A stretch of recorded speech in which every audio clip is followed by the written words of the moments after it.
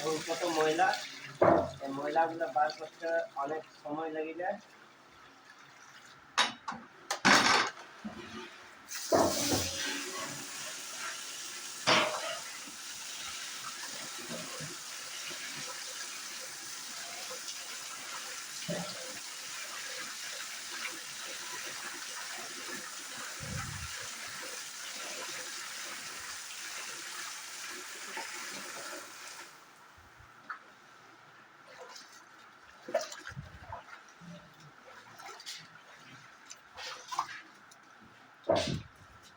দেখো দুবার হলো, আর 2-3 বার এখন লাগবে সময়, কেন অনেক ডাস্ট আছে।